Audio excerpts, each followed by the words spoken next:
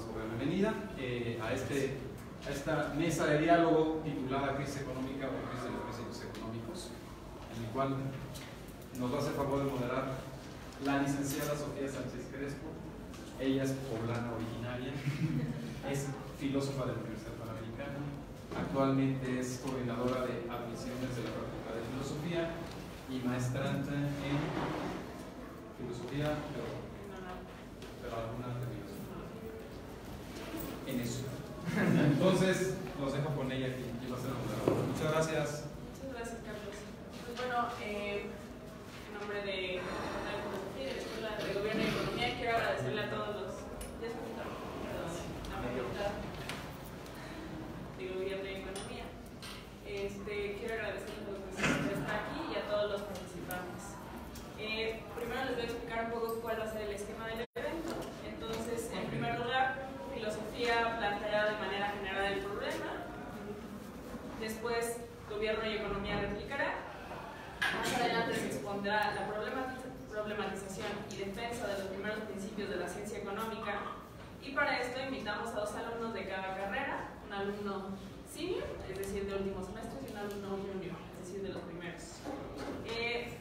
Finalmente tendremos un debate abierto y abriremos preguntas al público. Ya para concluir, cada carrera dará un pequeño discurso de cierre. Entonces, de parte de Filosofía, quiero presentar al representante que elaborará el caso en contra de la ciencia económica. Me permito presentar al profesor Enrique Siqueiros. Él es licenciado en Filosofía por la Universidad Panamericana y maestrante en Gobierno y Políticas Públicas también por la Universidad Panamericana. Es licenciado en Mercadotecnia por la Universidad Tecnológica de México, guionista y conductor de Política de a pie en Bye Bye TV y conductor de Politeya en Radio UP. Es profesor de Filosofía Social y Retórica y el coordinador del Seminario de Ética y Data Science en la UP México. Su tesis de maestría trata sobre la naturaleza, causas y soluciones de la pobreza en Adams. Se la palabra al profesor. Gracias, Sofía. Bueno, primero quiero agradecer a la Escuela, a la Facultad de Economía y de Gobierno que haya venido y se haya prestado un rato para platicar. Al final, los que tenemos las inquietudes, a veces somos los filósofos y nos cuesta trabajo que los especialistas se tomen el tiempo de bajar un poco el Olimpo, platicar las cosas. Entonces, bueno, les agradezco de entrada. Se me hace esto muy importante, sobre todo en el siglo XXI. No sé si se han dado cuenta que los modelos que han adquirido estas nuevas empresas que están dominando el mundo empresarial, que son las startups, adquieren un modelo universitario. Eso es bien chistoso. Muchos de las startups lo que hacen es tener un modelo horizontal en la que aprovechan las distintas disciplinas jurídicas, económicas, ingenieriles, humanistas también, y se ponen a discutir para poder llegar a soluciones creativas. ¿Por qué? Porque el entorno en el que estamos viviendo en el siglo XXI es tan volátil, es tan cambiante, es tan inestable, que los modelos que antes usábamos en el siglo XX y que vienen del siglo XVIII y XIX, estas nuevas empresas están utilizando el modelo universitario, no estemos dialogando entre nosotros. Entonces cada quien está en sus facultades y nada más nos vemos de repente en la cafetería, ¿no? Eso por eso agradezco mucho que se den estos eventos. Bueno, ¿cuál es la relevancia de discutir el problema de si hay una crisis económica, si se avecina una crisis económica, o es que la ciencia económica parece que tiene crisis en sus propios principios? Os voy a dar algunas razones, ¿no? ¿Para qué es relevante que nos sentemos el día de hoy? Primero, porque hay una percepción de un problema económico. ¿Por qué digo percepción? Porque sabemos que no es lo mismo la realidad y la percepción, pero los economistas saben muy bien que de la percepción se pueden generar nuevas realidades, ¿no? Que la percepción es bien importante. Y en que hay una percepción, primero, en que hay una mala fama hacia la economía, hacia la ciencia económica, hacia los especialistas en la ciencia económica, sobre todo lo hemos dado cuenta en las últimas elecciones del siglo XXI. En buena parte de las elecciones democráticas se ha votado en contra de lo que dicen los especialistas económicos. En el Brexit se votó contra las propuestas técnicas de los especialistas económicos. En Estados Unidos muchas de las propuestas que da Donald Trump eran económicamente contrarias a lo que un especialista te podría decir. Incluso en México, un discurso populista le ganó a un discurso técnico. Acabo de ver que estuvo el candidato ahí en la Escuela de Gobierno, candidato pero con un nivel de técnica que de repente dices, ¿por qué no le ganó esos argumentos de datos duros a unos argumentos de populistas? Bueno, es percepción, pero es importante, ¿no? Entonces, ¿qué es lo que pasa? Que las generaciones mayores parece que están decepcionadas de los modelos económicos, de los especialistas económicos. Y por otro lado, las nuevas generaciones parece que jerarquizan y ponen valores más importantes que lo que te da la economía y lo que te dice la economía. Entonces es más importante para mí la ecología. Oye, pero el crecimiento económico no, yo lo voy a poner como, oye, pero eso puede frenar la economía. Entonces, estamos contra esas percepciones. Dos puntos más sobre percepciones. Las críticas tan fuertes que hay normalmente y en la agenda pública al neoliberalismo, bien a bien no sabemos qué es el neoliberalismo, pero todo el mundo lo critica, y estas nuevas formas de socialismo que empiezan a emerger y a volver al discurso público. Por último, algo bien chistoso en este sexenio en México: los inversionistas, las personas especializadas en entender la maquinaria económica, están muy asustados. Incluso hay unos que se quieren retirar de México, y por otro lado hay una percepción, al menos del 70% de los mexicanos, por varias encuestas, que está feliz de lo que está haciendo este nuevo gobierno. Entonces, como parece que en la percepción hay puntos muy contrarios y que la percepción de la economía ha sido un poco, tiene un poco de mala fama. Eso es por un lado. Lo que sí es un hecho es que hay una incertidumbre dentro del sistema. Así como pasó en el siglo XX la entrada de China a la economía, que nos movió, porque pues, China son 1.000 millones de seres humanos, imagínense que entra a tu economía, pues te mueve, ¿no? O que en la crisis hipotecaria del 2008 en Estados Unidos igual, aunque un economista te puede explicar que hay ciclos en la economía y burbujas y que son propios del sistema, pues sí estamos temiendo. Estaba leyendo un artículo que se repitió en The Economist, en CNBC y en BBC, que se estima que puede llegar a haber una recesión en 2019 o muy pronta. ¿Por qué? Por un caso muy parecido a la crisis del 2008, que fue una crisis hipotecaria, que puede llegar a darse, pero por una crisis de las corporaciones, ¿no? Que como hay especulación financiera, hay burbujas que de repente truenan, y el problema es que nos golpean a todos. Esa incertidumbre es la que empieza ya a afectarnos a nosotros. Y luego, en el medio económico, que hay muchos cambios que ya no dependen del sistema económico, y eso es a lo que quiero ir. Uno de los padres de la economía, que eso vamos a hablar el día de hoy, de Adam Smith, pensó la economía en un mundo donde había 1.000 millones de seres humanos. Y esa economía se fue refinando, fueron adquiriendo modelos matemáticos, se fue haciendo más sofisticada, pero aún así la consolidación, mucho de la teoría económica que hoy aprendemos en las escuelas, viene, no sé, a mediados del siglo XX, cuando éramos 3.500 millones de seres humanos. Lo que yo me pregunto es si estos modelos matemáticos, estos modelos económicos van a responder a la complejidad de un mundo, el día de hoy que somos 7.500 millones de seres humanos, o las estimaciones a 2050 de 10.000 millones de seres humanos, ¿no? Entonces, con estos datos duros, uno se pregunta, ¿estos modelos van a poder responder? Esa es la pregunta que vengo a poner aquí, porque el primero que se dio cuenta de este problema fue Marx. Y Marx no es otra cosa, y lo voy a decir de manera agresiva, Marx no es otra cosa que Adam Smith en tachas. Y eso lo voy a repetir. Adam Smith estuvo en un mundo donde todavía no había industrialización, no había combustibles fósiles, no había motor de combustión interna. Entonces él veía un mundo y decía, claro, estos principios funcionan en este mundo. ¿Qué pasó con Marx? Ya vio la industrialización, se dio cuenta de este desajuste del gran motor de la economía y empezó a criticar. Por supuesto no voy a ir del lado de Marx, solo quiero notar que buena parte de su diagnóstico viene de estos problemas. ¿Y por qué hablamos desde la filosofía? Muy sencillo, porque buena parte de los que inventaron y reformaron la economía resultaron ser filósofos.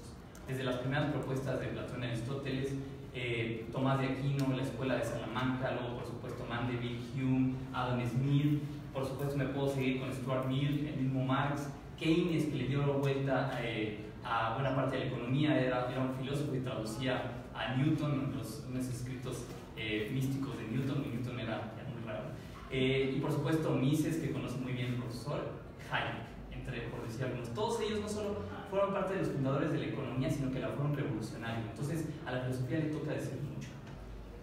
Yo me voy a dedicar ahorita nada más a generar preguntas y a ponerlas sobre la mesa, y yo quiero preguntar, ¿qué es entonces, desde los padres, qué es la economía y si todavía hoy se sostienen sus principios?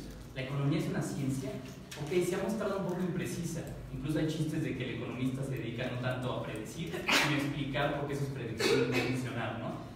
Chistes o no, son como parte de como dice este refrán, si el río suena es que algo de agua lleva, ¿no? Entonces, yo quiero pensar, y ustedes me corregirán, sobre todo el doctor Denis como especialista, vemos la economía desde este lado filosófico como una disciplina que simplifica la realidad para poder entenderla y dominarla. ¿Qué es la inteligencia? ¿Qué es la racionalidad? La capacidad de ver causas para predecir efectos. Yo veo que el ambiente está medio húmedo, que está hace medio frío, sí, seguro va a llover, me traigo un paraguas. Entonces, eso es más o menos la disciplina económica. ¿Cuál es el problema?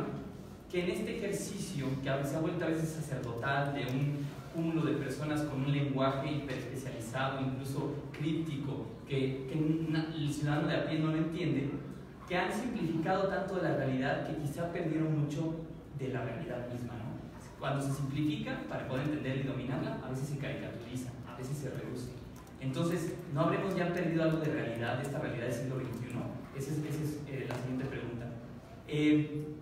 Y creo que el caso más paradigmático, y creo que lo voy a utilizar, es el uso de la mera palabra economía. Uno me dirá, pero a mí qué me importa el uso, a mí me importa el uso que le dan los especialistas. No, en el uso que le da, decía Aristóteles, la mayoría de la gente a las palabras, ahí se refleja buena parte de los problemas. Y yo les quiero nada más plantear dos usos de la palabra economía que son contradictorios, y con eso quiero abrir buena parte de este diálogo. Yo he escuchado un actuario, no sé si lo han escuchado los actores o los economistas, que muchos se llenan como de orgullo en México porque dicen que somos, al menos yo escuché eso hace 4 años, éramos la 15ª economía mundial. Oye, ¿qué economía somos? La número 15. Y pues dije, de 180 190 países de los acuerdos del Banco Internacional y Foro Monetario Internacional, estaba bien contento este actuario y bien orgulloso de las políticas que habíamos manejado, de los recursos, porque estamos en la economía número 15, lo cual es increíble. Está en el número 15 de 180, 190, es impresionante, ¿no? Pero luego iba yo en el camión, en el metro, y me encontré a una persona que me dio un papelito. ¿Alguien recuerda qué dice ese papelito que te dan en el metro? Es muy genérico, dependiendo de quién te lo dé, pero al final dice exactamente lo mismo. ¿Qué dice? El papelito que te dan cuando vas en uno descalzo y te da... ¿Se recuerdan el final? Gracias a Dios. Más o menos. Vengo de la sierra, soy exactamente. Al final dice, ojalá me puedas ayudar con algo que no afecte tu economía. Entonces yo lo primero que dije, a ver, ¿de qué está hablando este señor descalzo que viene aquí, que me da un papelito, que le da algo que no afecte su economía? ¿Estará hablando de la economía que está hablando el actuario? ¿O hay otra economía ahí? Y entonces, por supuesto, que le tomé una foto, porque me quedó como muy clavado. Está hablando este chavo sin descalzo de lo mismo que hablamos en clases de economía en las universidades, de lo mismo que habla el secretario de Economía. Estamos hablando de lo mismo, porque ahí buena parte quizá vino un poco el problema. Y yo lo que quiero proponerles, el debate tenía como título economía versus oikonomía, porque hay dos sentidos de economía que están aquí expresados y yo quiero proponerles el primero, el segundo también. El segundo, oikonomía, viene del griego oikos nomos. Quien haya sufrido griego sabrá que oikos refiere a la esfera doméstica, a la casa, y nomos puede ser gestión, administración, gobierno, dominio. ¿Qué gobernamos, qué administramos, qué gestionamos en la casa? Muy sencillo, las necesidades básicas. Entonces, ¿cuál es el problema? Que si tienes el sentido que dice el actuario, el economista, de economía, como que nos pone el número 15, ¿por qué estamos en el número 15? ¿Qué determina eso? ¿Alguien? El Producto Interno Bruto en general, ¿no? ¿Por qué somos la economía número 15? Porque somos 2 millones de kilómetros cuadrados y 120 millones de habitantes. O sea, somos enormes. Entonces estamos en el número 15. ¿Cuál es el problema? Que en el sentido de oikonomía original, en el sentido aristotélico, estos son datos que saqué del Banco Mundial y de las mediciones del Coneval del 2016, el sentido es tan contrastante, es tan contradictorio, tan equívoco los sentidos de economía que usamos, ese sentido de economía. Estamos entre, los últimos nos ponían el 16-17, ya nos corregirán los economistas, pero ese es el sentido de economía con el que nos movemos macroeconómicamente, digamos. El problema es que el sentido de economía o economía como la resolución de las necesidades básicas de la mayor parte de la población de un país, resulta ser que en México estamos alrededor del lugar 150 más o menos. Es decir, Al mismo tiempo somos la economía 15 y la economía por ahí 150. Estos datos son imprecisos porque por supuesto no son los acuerdos de cooperación del Fondo Monetario Internacional, del Banco Mundial, las mediciones del Coneval. Por supuesto que esto es impreciso, pero es tanta la diferencia que uno se pregunta, entonces, ¿qué entendemos por economía? Y esa es la pregunta, la otra que le quiero poner a nuestros colegas. ¿Qué debe hacer la economía? ¿Debe resolver la pobreza o debe simplemente acumular riqueza? Que es buena parte de la definición que le damos de Adam Smith. Adam Smith es el abuelo del Producto Interno Bruto y le llamaba el producto anual de la tierra y el trabajo. Entonces ahí está el abuelo, ¿no? Esa contradicción es la que algunos nos llama y dice, bueno, entonces, ¿qué estamos entendiendo de economía? ¿Qué nos enseñan en la UP, en el ITAM? ¿De qué hablaba AMLO cuando habla de economía? ¿No? Y por eso queremos sentarnos como a dialogar. Me acerco al final de esta intervención. ¿Qué tiempo? Bueno, con eso quiero cerrar esta intervención, nada más para poner sobre la mesa el problema semántico de la economía. Voy a quitarte esto. Perdón, aquí que se mire. Aquí se mide, perdón, el porcentaje de personas en pobreza, que son al menos 46.2% de personas por debajo de la línea de pobreza. Disculpe, sí. Y este es el 1.9 billones de pesos, que son más o menos el Producto Interno Bruto de México. Y sí, 46%, que alrededor son como 50 millones de mexicanos. Pues está muy manipulado. No, y es justo por lo que pongo los datos y dejo un especialista que nos explique. Adelante, profesor. Ahora, para elaborar la defensa de parte de economía, me permito presentar al representante de la Escuela de Gobierno y Economía, el doctor Alfonso Delí. Él es licenciado en Economía, en Filosofía, con especialidad en Periodismo y en Docencia Universitaria. Es maestro en Filosofía y maestro y doctor en Historia del Pensamiento en el área de Economía e Historia. Tiene experiencia laboral en la Secretaría de Trabajo y Previsión Social, en el Instituto Panamericano de Alta Dirección de Empresa, en la Universidad La Salle, en el Centro de Estudios Económicos del Sector Privado, en Editorial y en la Universidad Panamericana.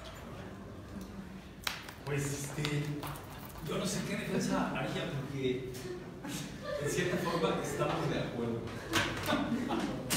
Pero abriste muchísimas frentes, ¿no? Sí, disculpa. Muchos frentes. Y bueno, está bien. Vamos a ver vamos a ver. ¿Por dónde vamos a empezar? Yo creo que podríamos tratar de... La economía puede tener muchísimas críticas. Yo creo que en la Escuela de Economía las compartimos y las hacemos, ¿no? Sin embargo, hay otra serie de datos que pues dan otra óptica de lo aquí planteado, ¿no? Probablemente sin dejar de ser cierto, o sin dejar de ser cierto, ¿no? Por ejemplo, la historia de la humanidad a lo largo de 4.500 años, desde Mesopotamia hasta el año 1750, más o menos lo que nos decía su Enrique, generó 800 millones de personas. Es decir, ¿cuántas personas vivían en 1750? En el mundo eran 800 millones de personas. De 1750 acá, somos 7.500 millones. Esos 7.500 millones nunca han estado mejor en la historia de la humanidad, a pesar de los datos de Enrique. Eso quiere decir que tengas que conformar, ¿no? Pero es la realidad de las cosas. Porque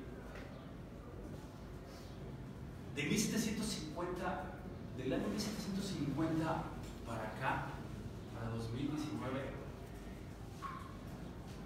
la producción mundial no se multiplicó por 2 o por 3 o por 50, se multiplicó por 100. Por 100. Y eso se lo debemos en buena medida a Don Adam. O sea, es una realidad, ¿no? Él puso las bases para que se generara la revolución industrial. Ahora, es normal que unas personas ganaran y otras no, es normal, pero también el tiempo fue, y probablemente las críticas socialistas, las críticas humanistas, las críticas de la iglesia, fueron compensando, aminorando el problema. Quizá lo que le falta a México, paradójicamente, un país al que no le ha ido tan mal, es más mercado, no menos mercado. Porque afirmar que México es un país capitalista es una aseveración exagerada, porque no es una economía capitalista, una economía capitalista agraria, es Corea Sur, es una economía capitalista, por cierto, con un éxito brutal, ¿no?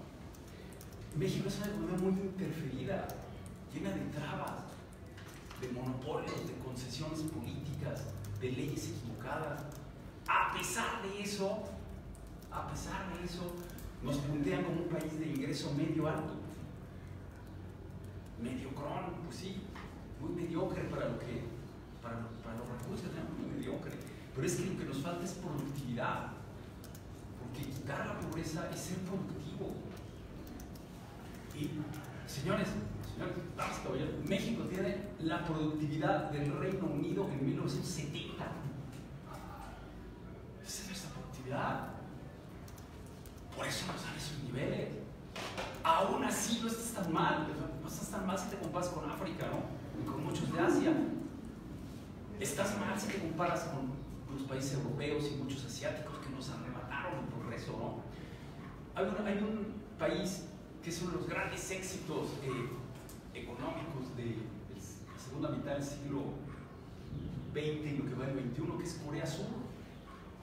Corea Sur sale de una guerra civil en 1954-55 con Corea Norte y tiene los indicadores económicos de Etiopía. Hoy tiene los indicadores económicos arriba del promedio de Europa. La última cifra que yo vi, Japón tiene $41,000 per cápita de producto per cápita. Corea tiene 38,500. Los alcanza en 2 semanas. ¿Por qué? Por ser una economía de libre mercado exportadora. Muy interesante. El gobierno se metía en Corea, sí, el gobierno se metía, claro, pero se metía siguiendo al mercado. O sea, los coreanos, por ejemplo, se dieron cuenta que necesitamos ingenieros. ¿Qué hay que hacer? Dar becas a que los jóvenes estudien ingeniería. Pero estoy siguiendo la señal del mercado. En Latinoamérica somos especialistas en meternos bloqueando al mercado, por eso nos llenamos de trabas. Es una de las. Por eso nosotros, doy el dato, México tiene $16,000. Cuando en 1970 estábamos igual que los coreanos, estábamos igualito que los coreanos, no, todos los indicadores mexicanos y coreanos son prácticamente los mismos. Hoy, pues nos da pena ver los coreanos, bueno, más bien ver los mexicanos, pero nos da gusto ver los coreanos. Bueno, pero no, eso no quita muchas de las cosas que dice Enrique, ¿no?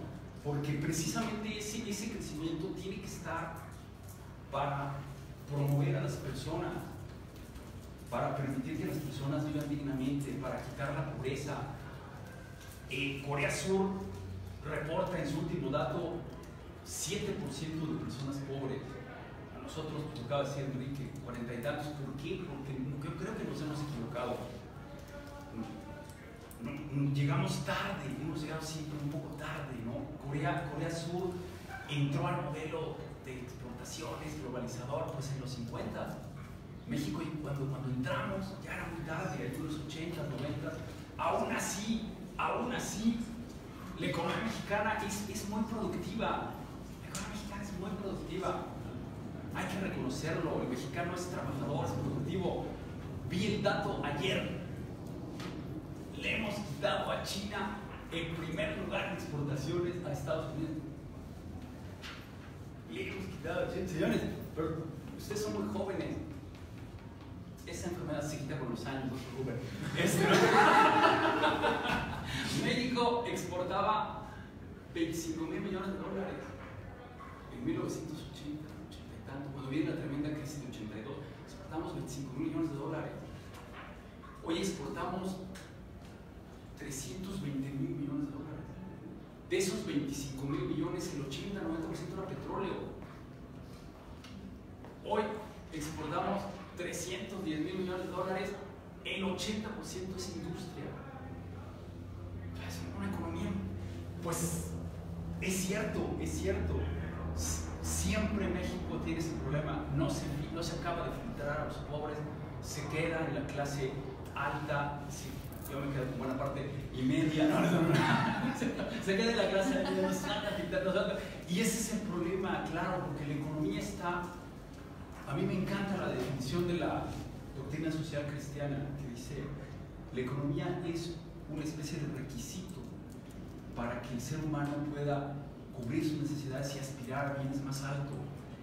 Ahí estamos totalmente de acuerdo, ¿no? Totalmente de acuerdo. Ya no sé ni qué decirle a Enrique, pero bueno, vamos a ver, vamos a ver.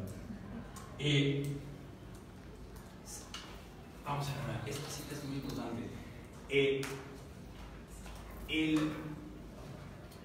Lo que comenta este investigador es que si nosotros nos vamos a 1750, el 80% de las personas estaban en pobreza extrema.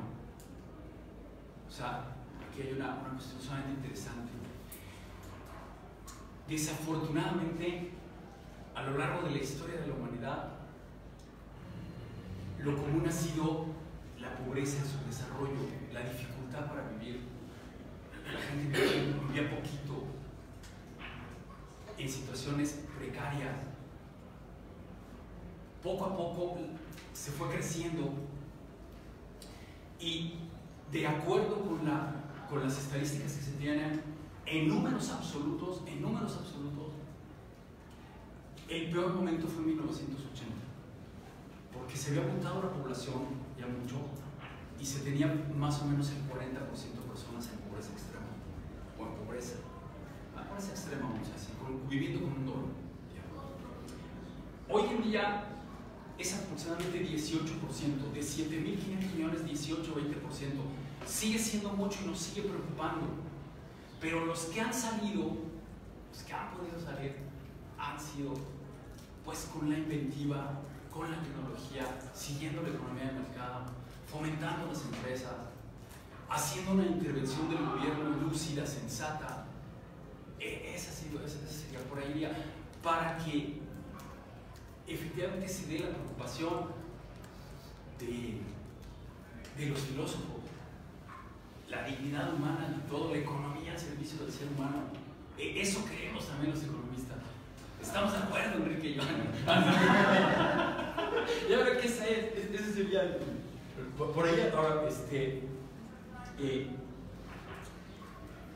yo creo además que tenemos que revisar ese concepto de economía. Estoy de acuerdo con Enrique. Y me parece muy lúcido revisar sobre todo Aristóteles y la postura de los medievales. Me parece muy lúcido. Creo que tenemos que tomarla más en cuenta. Y hay otra cosa que yo creo que Enrique de alguna forma mencionó. Eso no nos va a costar aquí. No. La economía, si ustedes se fijan, ¿cuál es dicen los filósofos, el estatuto epistemológico de la economía? Porque es una ciencia social, pero con métodos de la física. Es impresionante las matemáticas que les hacemos sufrir a estos pobres. Cálculo, ecuaciones diferenciadas, porque los métodos se fueron hacia allá. Yo siempre les digo en clase, soy un físico frustrado, porque y en ese camino que tomó la economía en el siglo XIX y XX, yo creo que tenemos que revisarlo. ¿Hacia dónde va? Porque matematizar las cosas no las hace verdaderas, inclusive, ¿no? O sea, te llena de una serie de formulaciones muy complejas y además nos dificulta explicar a la gente común y corriente, y en una sociedad democrática tú tienes que saber explicar las ideas. Un poco lo que decía Enrique del doctor Mill, ¿no? O sea, si yo te voy a salir con ecuaciones diferenciales, pues me van a entender 3 monitos. Ni yo me entiendo, hombre. No. ¿Y cómo podemos explicar a la gente común y corriente toda idea, por compleja que sea, que no la entienda la persona que va caminando hoy de la calle? Pues es que va a perder mucha fuerza. A mí me gustaría salir a la calle, aquí a Insurgentes, ya nada más a dónde, ¿no? Y preguntarle a las personas, oye, ¿qué exportador es México o Estados Unidos? ¿México exporta más a Estados Unidos que Alemania? ¿México exporta más que Alemania? Yo creo que sería raro que te dijera que sí. Y si tú le preguntas a la gente, oye, ¿y qué les exportamos? No, pues aguacate, atún, manzanas, todo así.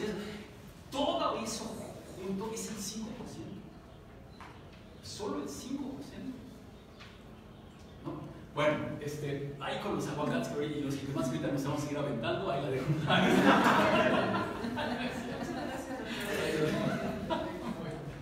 Ahora, para presentar los problemas de los principios económicos, tendremos al profesor Enrique, pero también a los estudiantes de filosofía, Ana Victoria y Elías.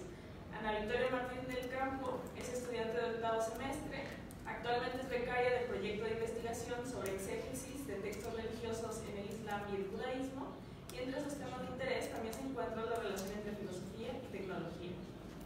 Elías Álvarez es estudiante de 2º semestre.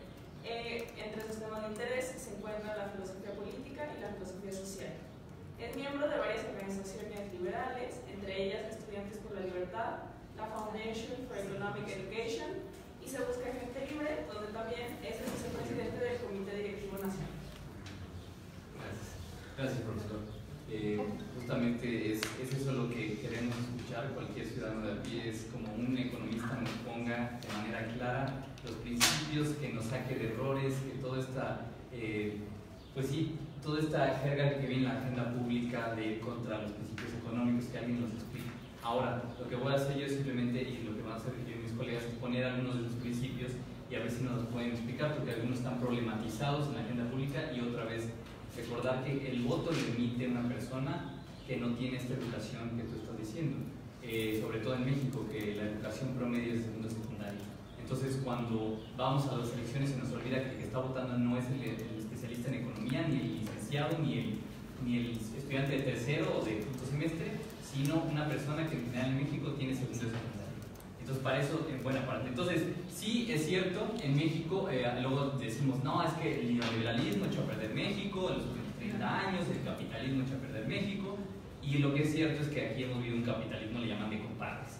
Y pues, si ves, o uno de los ejemplos es la manera en que las concesiones que se le dio a Carlos Slim, por ejemplo, no le quiero quitar su mérito, pero sí no es un libre mercado como el que tú estás mostrando. Ahora, si no hay, y si hemos visto históricamente que en muchos países el libre mercado ha traído este desarrollo a partir de Adam Smith, fue uno de los primeros que habló no específicamente de la derrama económica, pero sí le dijo precisamente que en el momento en que hay crecimiento económico y se expanden los mercados, etcétera, las personas en los lugares padres de la derrama económica. Principios que ya vienen desde Smith que queremos simplemente problematizarlos. El primero es el principio del crecimiento económico. ¿Por qué? Porque si vamos a estar como universitarios, como profesores, como ciudadanos, luchando por este libre mercado, pues hay que preguntar si estos principios siguen operando y si van a seguir operando en los próximos años, dado este entorno que más o menos intenté explicar de volatilidad, en el que las cosas están cambiando tanto que pues hay que preguntarnos si nuestros modelos siguen vigentes. Entonces, ¿cuál es el problema del crecimiento económico? Lo decía de manera de broma un nominado a Premio Nobel de Economía, Kenneth Bilding, algo así es el nombre. Decía, solamente defiende que puede haber un crecimiento infinito en un mundo de recursos finitos, un loco o un economista. ¿Por qué dice esto?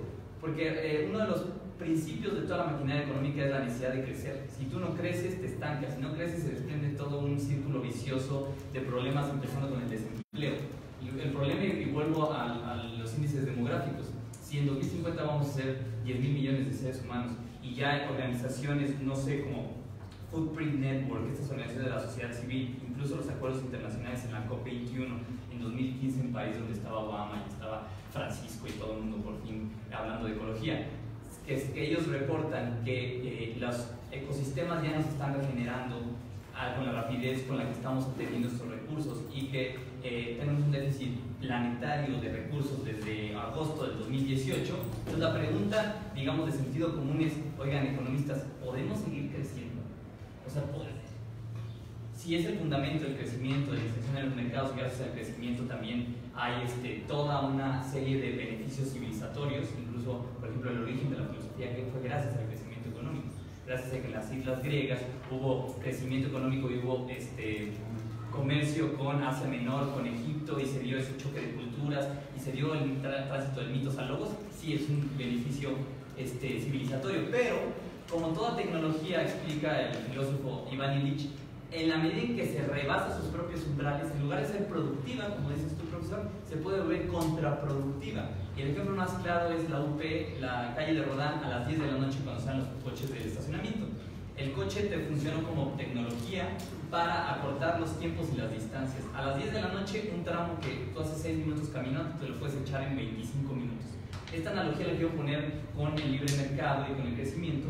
¿Por qué? Porque puede ser que esta tecnología, herramienta o desarrollo, ingenio humano que es el crecimiento, si se da demasiado, puede ser que sea contraproducente, por ejemplo, en el hecho de que afecte primero que nada a las personas más vulnerables cuando te acabes el agua de su comunidad por estar creciendo, ¿no? En el caso de Amillaco, aquí en Santa Fe, crecimos, entonces a los de Amillaco tuvimos que decirles, señores, por favor podemos entubarles su agua, y llegó como un enjambre de 700 policías a entubarles el agua de manera muy amable, ¿no?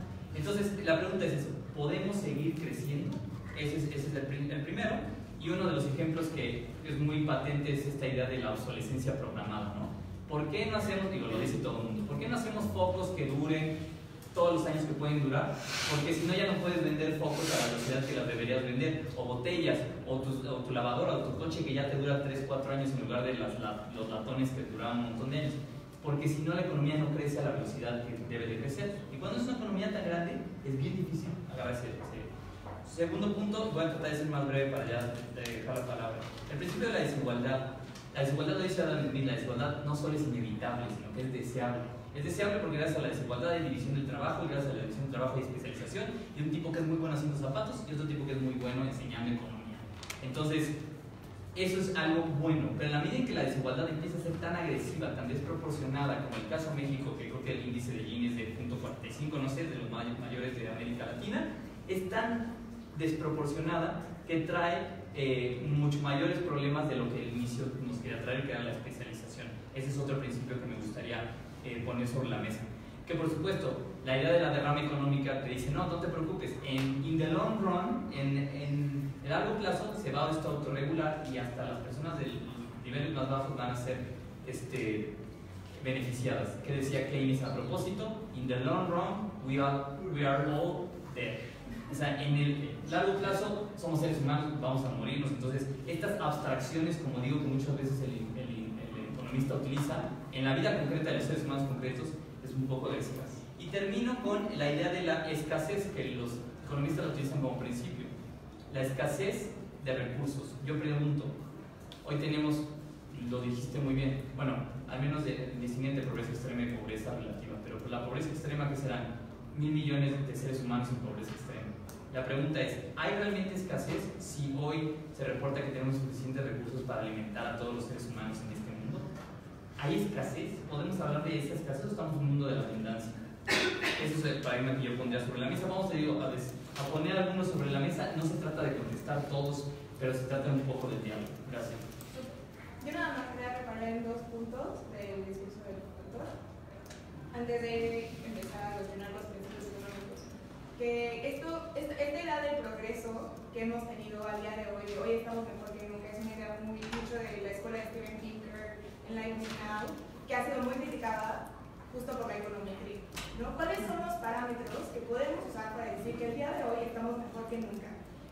¿Cómo puedo afirmar que el día de hoy estamos mejor cuando nunca ha habido tanta extinción de especies, cuando nunca hemos explotado de tal manera los recursos naturales, cuando tenemos tantas amenazas de cambio de ambiente natural? Y además con sistemas económicos que nada más cavaron la zanja que prometieron surcar. O sea, el progreso para quién y bajo qué parámetros. Que justo la econometría es el uso de variables para hacer predicciones o para hacer medidas. Se usa mucho como este chiste de la probabilidad. La estadística es esta ciencia que te dice que si tú tienes dos coches y yo no tengo ninguno, los dos tenemos uno. Entonces, ¿cuáles son los criterios económicos que tenemos que buscar para que no solo sean cuantitativos, sino también cualitativos, para poder hacer estas aceleraciones de sí, México está en el número 15, pero el número 15 de qué, bajo qué parámetros, realmente el PIB que refleja, si tengo la mitad de la población con nada más una escolaridad hasta la primaria, pues realmente a eso le puedo llamar un progreso respecto a sexenios anteriores donde había más escolaridad pero menos pobreza. Entonces, ¿cómo podemos ser objetivos o cómo podemos hacer un análisis cualitativo de los parámetros que usamos en la economía para hacer análisis? Y mi otro punto está relacionado justo con la doctrina social cristiana, que es de Taparelli, mediados del siglo XIX, donde es el primero que usa el concepto de justicia social, en tanto que son las instituciones quienes nos van a ayudar a regular los principios económicos, en tanto que administración tanto de dinero como de reglas, como de educación. Y esto va relacionado con uno de los principios económicos, que es el libre mercado, que es un principio económico clásico. El libre mercado funciona, si estoy mal, a partir de poca intervención o incluso no una intervención de gobiernos o instituciones externas al mercado sobre el mercado. Ahora que tenemos tantos problemas ambientales o ahora que tenemos problemas de recursos naturales o de desigualdad, ¿cómo es que los mercados se autorregulan si vemos que se generan monopolios? ¿No? Por ejemplo, en 2018 The Guardian sacó un artículo donde dice que el 50% de la riqueza está concentrada en el 1% de la población. Como si el libre mercado se autorregula, ¿por qué existen los monopolios? ¿No? ¿Y por qué existen... ¿por qué no se valoran los activos intangibles? Por ejemplo, prefiero una marca que cueste menos a una marca que protege el planeta. ¿No? Que es un activo intangible que como tiene un costo, yo no lo voy a ver. Y esto también va relacionado con cómo tomamos decisiones. El Homo economicus, que se cuestionó ya desde la economía, en 2011 un psicólogo gana el Nobel de Economía, ¿no? Que es Kahneman. Y empieza la revolución del behavioral economics, donde nos dicen que tenemos más aversión al riesgo que amor a la ganancia, donde dicen que las motivaciones de las compras no siempre son racionales. Sería replantearnos un estudio antropológico sobre el hombre para saber cómo tomamos decisiones, para, por ejemplo, con bienes de demanda inelástica, como las medicinas, o incluso qué pasa con estos bienes que cuando aumentan el costo, aumentan la demanda, como funcionan las subastas. O sea, ¿qué tipo de principios racionales, qué tipo de principios económicos, qué tipo de principios antropológicos rigen ese tipo de decisiones? O sea, todavía puede regir una economía la idea que se tenía del hombre, del animal racional. Yo procuraré ser lo más conciso posible y a diferencia de mi equipo, yo tomaré por sentado que sí vivimos en el mejor mundo con que haya. Esto significa que no pueda problematizar porque no quiera, y eso me parece que los temas que quiero tocar, si bien de otro índole de la economía, puede que sean más penetrantes. Yo tomaré por sentado que lo que dice Pinker, lo que dice Johan Norberg es verdadero, que vivimos en que ayer. Aún así, dos principios económicos importantes, uno la división del trabajo y el segundo la operación de la ley de oferta y demanda, me parece que pueden cuestionarse por encima de la luz. El primero, el de la división del trabajo, me parece que la hiperespecialización que hay con la división del trabajo puede enajenar al hombre. Esta es una crítica que desarrolla Félix Guattari y Iris Deleuze en sus 3 tomos de Capitalismo y Esquizofrenia, específicamente en el primer tomo que es el Antidipo, en el cual nos damos cuenta, y parece que podemos confrontarlo con la realidad cuando vemos las maquilas en China, o no nos vemos muy lejos, maquilas en Chihuahua, o lugares así, donde la gente está completamente alejada de su familia y una vida humana, y nos volvemos más bien robotcitos, ¿no? Entonces yo ya no pienso en quiero ir de vacaciones, o quiero ir al partido de fútbol, quiero abrazar a mis hijos, sino pienso en aprieto este botón, aprieto el otro, y hago una pila, hago un carro, hago lo que tengo que hacer.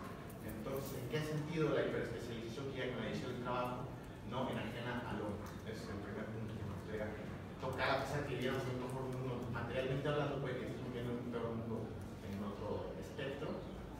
Y el segundo, que es sobre la importancia de la ley de oferta y demanda, lo que quiero cuestionar es el alcance que tiene este principio económico y hasta dónde puede llegar. Teóricos de la economía, y pienso específicamente James Buchanan, Nobel del 87, si no me equivoco, el padre de la Porridge Theory School, propone ocupar a cierto punto principios económicos, principios de oferta y demanda y demás, en la función pública y la política. Si estoy incorrecto, por favor, corríjanme.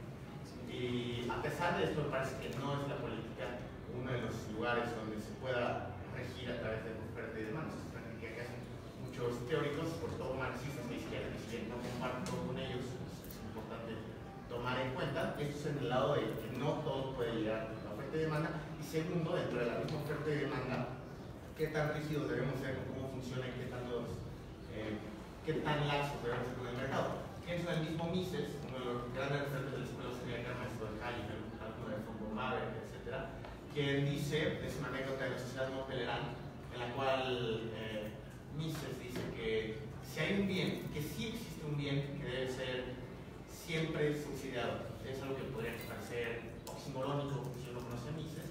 Y Mises dice que es el ballet. El ballet es algo tan sublime, algo tan bello, pero algo que nadie pagaría por ver y nadie vería si no fuera gratis. Entonces el mismo Ludwig von Mises, el gran capitalista y probablemente uno de los grandes economistas de la historia, estaría de acuerdo en subsidiar algunas cosas. Para él es el ballet, pero para otros como Krugman o otros economistas neokeynesianos pueden ser muchas más y más cosas. Entonces, esas son básicamente las preguntas. ¿Cuáles son los alcances de oferta y demanda?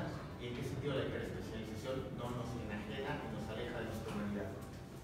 Muchísimas gracias. Perdón, nada más rapidísimo voy a presentar. Claro. Yo ya al doctor Delis ya lo presenté, pero ahora quiero presentar a Daniel Bartolucci. Él es estudiante de octavo semestre de la licenciatura en Economía, fue miembro de la Sociedad de Alumnos de la UP y presidente del Consejo de Alumnos de Gobierno y Economía. Ha tomado cursos de Dirección de Empresa en el IPADE y de Economía Internacional en la London School of Economics. Y también tenemos a Isabel Eguiarte. Ella es estudiante de Economía de segundo semestre y se ha involucrado por muchos años en modelos de las Naciones Unidas y diferentes proyectos de liderazgo. ¿Qué tengo que hacer yo?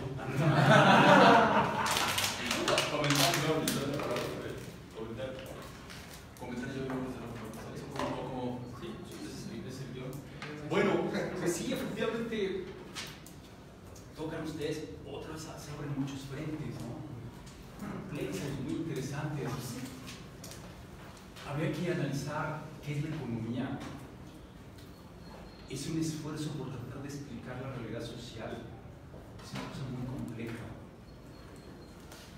Para ello recurres a una serie de abstracciones, de matematizaciones, de tratar de explicar una cosa tan difícil que es esa actuación del ser humano. Sin embargo, hay que recordar algo. El ser humano conoce 4 formas de resolver el problema económico. Solo 4 formas, que son fuerza bruta, que era cómo resolvía el hombre primitivo, casi no se puede contar. La tradición, que eran las sociedades muy antiguas, ¿no? En donde no funcionan los precios y los mercados. La gente sigue pues, la profesión, el oficio de sus padres y se repite incesantemente, así se resolvió mucho tiempo. El mando, que es cuando el gobierno dice lo que hay que hacer, ¿no? Y el mercado. Yo le he oído decir a don Isaac Katz, uno de los grandes profesores de ICAM, el libre mercado no lo inventó nadie, pero si alguien lo hubiera inventado, sería el invento más grande de la historia de la humanidad. A pesar de las críticas que aquí nos hacen. Ahora, probablemente el mercado tenga muchas fallas. Los mismos economistas estudian las fallas del mercado. Pero quizás sea como la democracia. Es muy malo, excepto porque los otros 3 son. Exactamente. Ahora, aquí entramos en una situación. Yo no sé si Mises dijo eso o fue uno de sus chistes. Fue muy irónico, ¿no? Pero creo que sí era muy asiduo al ballet, ya desde Viena. Bueno, digamos, tratando de clarificar un poco la visión de todos los teóricos del mercado, ellos te dicen es que el mercado por sí solo no genera los monopolios, sino es la mala interferencia del gobierno. Por ejemplo, vamos a poner que hacemos la carrera de licenciado en economía con ecología dinámica y humanismo en la UP. Y empezamos a ganar mucho dinero porque se convierte en algo muy, muy deseable. Bueno, eso solito generará la competencia. En la propia dinámica del mercado se genera la competencia. El problema es que alguien viene y lo bloquea. Ese alguien puede ser el gobierno. Milton Friedman, otro de los grandes teóricos del mercado, dice: yo reto a cualquier persona a que me diga un monopolio que haya durado más de 50 años, si no está detrás del gobierno. Porque siempre es el gobierno. Dice bueno, sí hay uno, y son los diamantes. Pero es que minas de diamantes son 3 en el mundo, y es un mercado sumamente especial. Excepto ese, yo creo que alguien me diga, porque la propia dinámica del mercado genera la competencia. Por ejemplo, en el siglo XIX, así los ricos, a los ricos nadie los quiere, pero todos quieren ser como nosotros. Es cierto, no. Los ricos, así que todo el mundo odia, son los empresarios de los ferrocarriles. Son los ricos, desgraciados. Lo que decimos hoy desligo. Pero ¿cuál era el negocio? El negocio era transporte, no ferrocarril. Y mucha gente decía: no, legislen, prohíban los ferrocarriles, cobren más impuestos a esos ricos. Solito se generó la competencia de autos, camiones, aviones, y 30 años después, 40 años después, esos grandes millonarios estaban pidiendo ayuda del gobierno para subsistir, ¿no? Entonces, el monopolio es una falla del mercado, pero ¿quién la genera? Es un interesante punto, ¿no?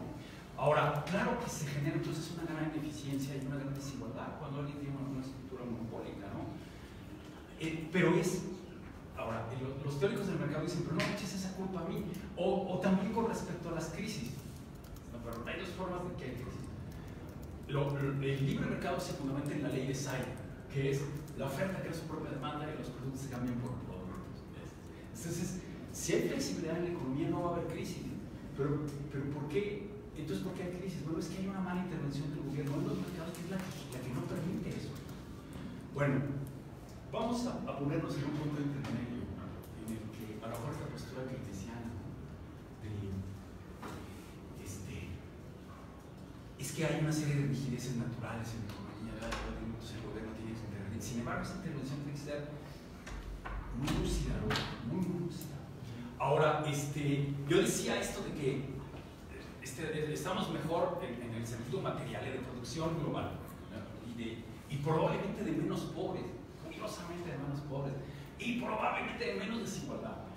Lo damos muy mal, sin embargo. Ahora, yo quisiera comentar algo. El país que mejor le va en Latinoamérica es Chile, y es el que más ha podido establecer un libre mercado, el que logró romper muchas barreras y que limitaban su mercado. Un país pobretón que venía de muy abajo y que ahora es el que está mejor. Y vamos a ver, Chile logra crecer, no tengo el dato con toda certeza, por unos 20 años al 7%.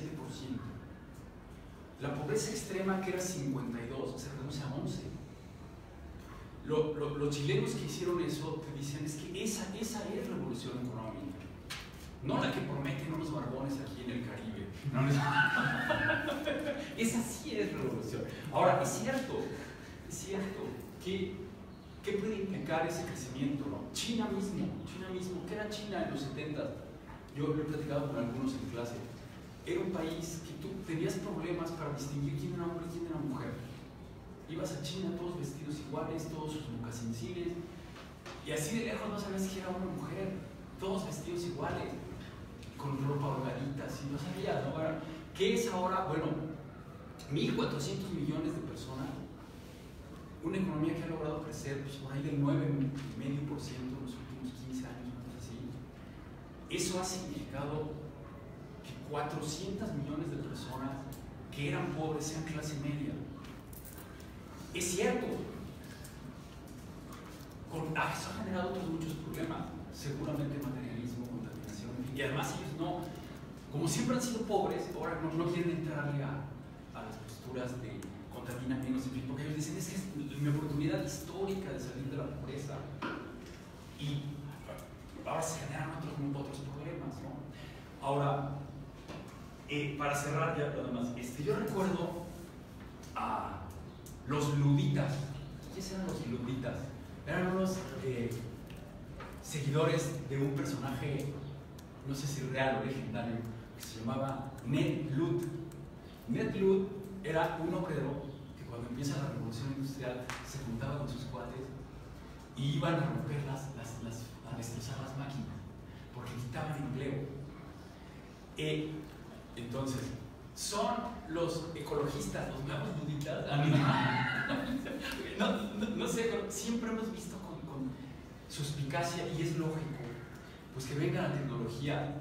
Sin embargo, los teóricos del mercado te dicen, a ver, ok, sí, apareció el automóvil y perdieron su empleo las carretas. Los señores que decían carretas, sí, pero ¿cuántos empleos generamos? Entonces, ¿cuántos empleos generamos en producción de carros, en talleres de autos, en autopartes, en autopistas, en semáforos? Abrumadoramente más que los que se perdieron. Claro, sin embargo, y aquí volvemos a coincidir muchísimo con los filósofos, con la doctrina social. Sí, pero a mí me tiene que importar ese señor. Éticamente, incluso en una universidad católica como nosotros, pues es un hijo de Dios ese señor. Entonces, curiosamente aquí los japoneses, que no son un país de cultura cristiana, nos han dado las grandes lecciones. Por ejemplo, yo recuerdo cuando Japón dijo, el libre mercado nos lleva a que nosotros tenemos que especializarnos en robótica, cuando ellos eran los líderes mundiales en construir barcos. Entonces dijeron, paso mis instalaciones de barco al país que quiera, porque yo me voy a la electrónica y a la robótica. Levanta la mano Brasil y Corea. Pudimos haberla levantado, pero no. Bueno, y entonces, ¿qué hacemos con las personas? Bueno, usted, señor, ¿cuántos años tiene? Soy un ingeniero que tengo 60 años. Ahora usted se jubila en muy buenas condiciones, porque me importa el señor. El libre mercado me indica que yo me tengo que mover a la robótica y a la electrónica, pero me fijé en la persona. ¿Usted qué es, señor? No, pues yo estudié ingeniero para barcos. ¿Cuántos años tiene? 29. Por 2 años más en la universidad que yo te pago, te reconvierto en ingeniero en electrónica. Entonces, a cada persona se fijaron qué iban a hacer. Curiosamente nos dieron la gran lección a los países pues, de corte cristiano en cómo tendrías que fijarte en cada persona. Nos dieron una gran lección. Bueno, dejo hablar.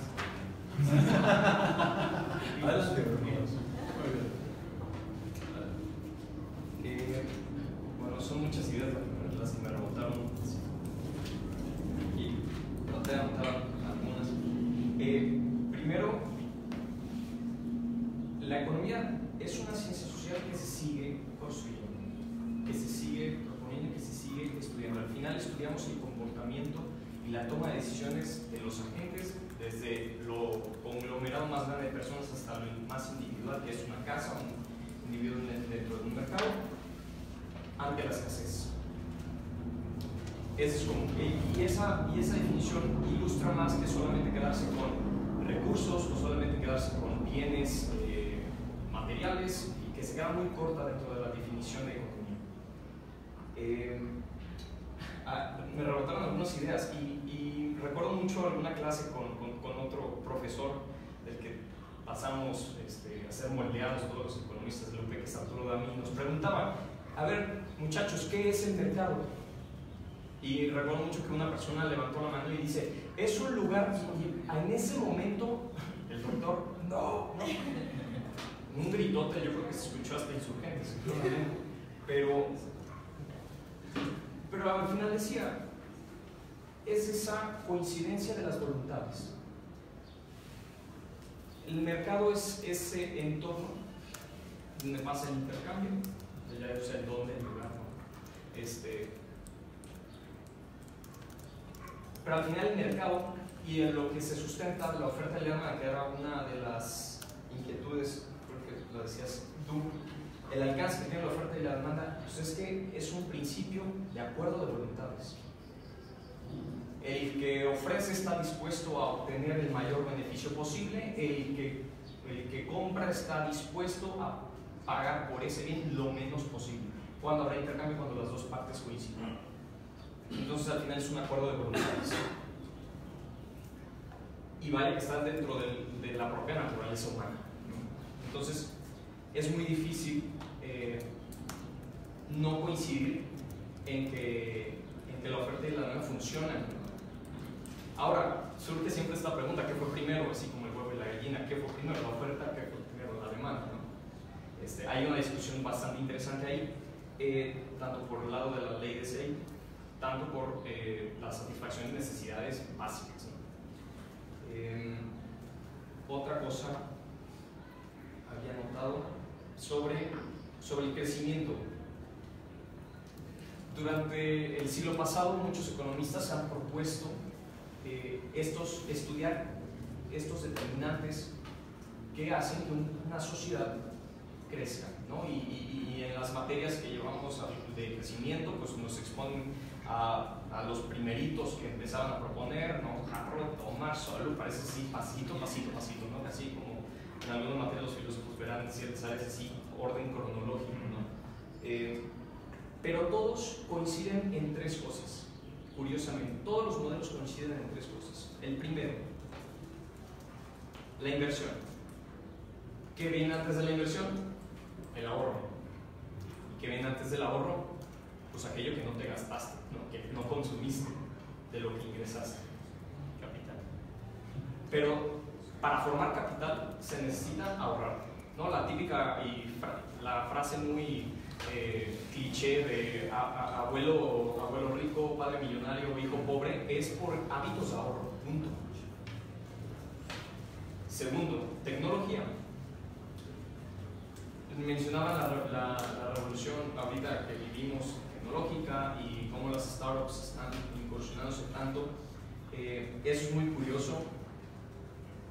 ¿Ha funcionado ese mecanismo de crecimiento para otros países? Sí ha funcionado. Y pues ya basta de mencionar el tema de los ejemplos, que está muy claro. La tecnología es importantísima. Tiene tope la tecnología. Al final es el conocimiento. Al final es conocer y mejorar las técnicas de realizar X o Y actividad. Entonces, en muchos modelos, y con matemáticas lo demuestran, la tecnología no tiene tope, no tiene límite, porque seguiremos conociendo nuevas maneras de hacer las cosas. Asimismo, como la tecnología tiene este principio de, vamos a llamarle de asíntota, de que no tiene límite, también la tiene el capital humano. Y esos son los tres factores que coinciden en los modelos de crecimiento: inversión, tecnología y capital humano. Mientras tú, y curiosamente, mientras más te enfoques en el tema del capital humano, las otras dos pasan por accidente. Es insostenible y sustentable, porque basta de echar un ojo al último premio Nobel de Economía del año pasado. Para aquellos que piensan que a los economistas no nos interesan los daños al medio ambiente y todo lo justificamos con externalidades negativas, no. Estos hombres de la Universidad de Nueva York y si no me equivoco, de Duke, estos dos profesores lo que proponen es formas de medir las externalidades negativas en concreto con el daño al medio ambiente. Echen un ojo, quienes tengan oportunidad. Está muy interesante lo que proponen y pues el año pasado les otorgaron el premio Nobel. Desigualdad. No dejamos de ser seres racionales, no dejamos de ser seres egoístas. Por ahí recuerdo a Carlos alguna vez en un taller de OB decir la naturaleza del hombre es ser bueno o ser malo. A ver, convénzame. buscar por su propio interés es algo inteligente, sí, ¿no? Pero esa gente es la misma, ese principio seguramente se respeta, a excepción de los santos y de los más grandes pensadores griegos, ¿no? Se sigue respetando. Por naturaleza, tal vez si somos malos, si somos egoístas, ¿no? Pero ese principio se responde, se ve en todos los ámbitos de la sociedad. Háblese privado o háblese público. Entonces, si estamos esperando al Mesías que venga súper dotado de principios y valores, que venga a hacer bien su trabajo por el lado del gobierno, jamás va a llegar, porque así como nosotros, busca su propio interés. Y entonces lo que se propone mucho desde el punto de vista de la economía institucional es, y también sustentado en un principio de democracia, es generar los contrapesos. Eso es importantísimo, ¿no? El famoso chaperón, hace 80 años y en algunos casos, pues ahora no, pero ¿qué incentivo había de, vamos a llamarlo entre comillas, portarse bien? Pues total, era una institución acordada para que no coludieran las otras dos partes, ¿me explico? Y si lo llevamos a términos de mercado, en estructuras de mercado con el monopolio o los oligopolios, es que tanto coluden con el gobierno, que tanto coluden con una u otra parte en fijar precios. Oye, yo produzco arroz y tú produces también arroz, pero en la otra parte del país, ¿sabes qué? Nos dividimos la canchita, tú de aquí para allá, vendes, yo de acá para acá, y ¿sabes qué? En precios, pues para que mi gente no se cruce a tu lado a comprarte, pues ahí nos podemos dar.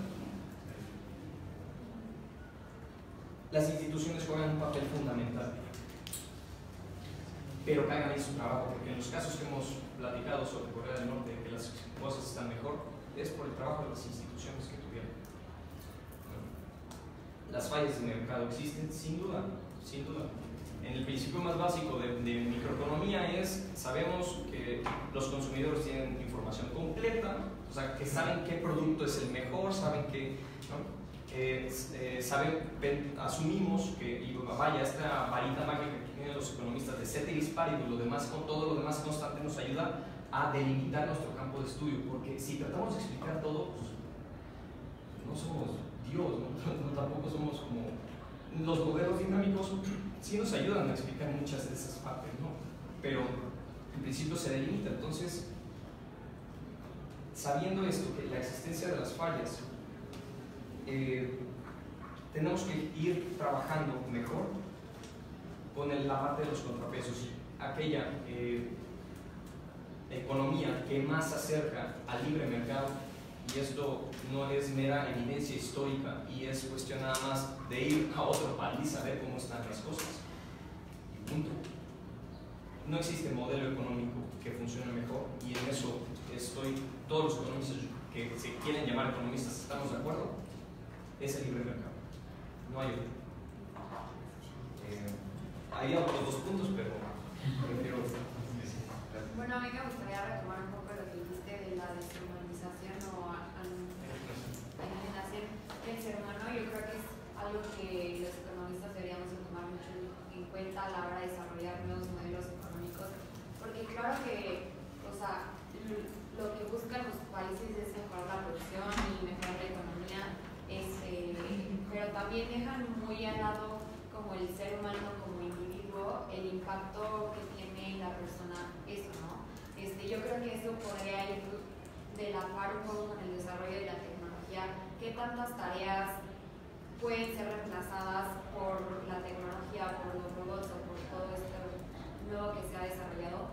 Pero también, o sea, al mismo tiempo que se sustituye eso por la tecnología, o sea, esas personas, en lugar de dejarlas desempleadas, o sea, buscar que ese reemplazamiento de la tecnología venga con un bien para la persona que ahora puede ocupar su tiempo para desarrollarse como en otras actividades, ¿no? Un profesor nos decía, una sociedad entre más ociosa sea, significa que es más desarrollada, ¿no? Entonces, utilizar como todo, o sea, el uso de la tecnología no sea solo para reducir costos, para mejorar la producción, sino también para al fin tener muy en cuenta el desarrollo de la persona en diferentes ámbitos de la sociedad, ¿no? Y eso como que al final nos enriquece a todos y con lo mismo que decía Daniel de los límites, ¿no? Si tienes ahora más personas que pueden desarrollarse en filosofía, en psicología o en otros ámbitos, pues también te va a dar una sociedad más rica en todos los aspectos. Pues, si quieren, abrimos ahora sí a preguntas del público. Y si quieren, ahorita responden aprovechando. Yo una rápida para, perdón, no olvidé tu nombre, compañera de... No, compañera de... Ana Victoria. Ajá. Bueno, es bastante concreta la pregunta. Me pareció que en una de las preguntas que hiciste, pusiste en duda como si vivimos mejor, ¿no? Sí, progreso. Ajá. Pues yo creo que sería, para que este diálogo fuera más preciso y las respuestas fueran más concretas, pues definir bien qué es para, o sea, la pregunta va de regreso para ustedes, ¿qué es para ti vivir bien? Porque los datos se presentan y a simple vista parece que las cosas están mejor, ¿no? Pero ¿qué es lo que te incita a ti a hacer esa pregunta? La contaminación, pues sí hay contaminación y presenta muchos problemas en la salud, en problemas industrializados, pero ¿tú crees que esos problemas son mayores que los problemas que ha resuelto la economía como tal? O sea, déjame lo planteo. Los problemas que ahorita suscita, por ejemplo, la contaminación, ¿crees que son mayores que los que ha resuelto? ¿O por qué pones en duda que si ha mejorado o empeorado la situación? Para contestarte si son mayores o no, tendría que tomar un parámetro, ¿no? Algún tipo de parámetro objetivo donde pueda decir como 10 es mayor que 11, entonces 11 es mejor y por tanto está mejor. Entonces mi pregunta más bien iba dirigida a interpelar a mis compañeros, a pensar como en conjunto cuáles son los parámetros o las variables o las constantes que tenemos que escoger para hablar de un verdadero progreso. ¿No? Y a mí se me vino Steven Pinker a la mente porque es como el abogado del progreso que yo conozco, pero no es una crítica a decir si hemos progresado o no, sino es una pregunta para acordar criterios objetivos de progreso. O sea, si se puede hablar de progreso cuando hemos deteriorado el medio ambiente, o si se puede hablar de progreso cuando no existe pobreza. A mí no me quedan muy claros cuáles son los criterios o cuáles son los parámetros que se utilizan para hablar de progreso, y por eso hago la pregunta, porque no solo me parece que tengan que ser cuantitativos sino cualitativos, pero, o sea, yo lo cuestiono, no lo niego.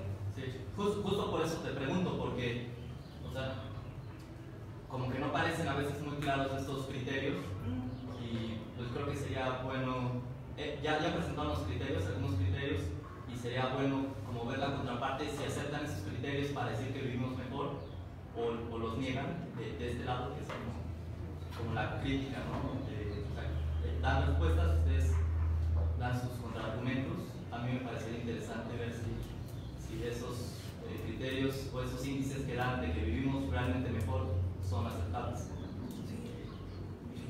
Me gustaría me vamos a reservar no, efectivamente yo creo que lo que dice Ana Victoria es interesantísimo, ¿no?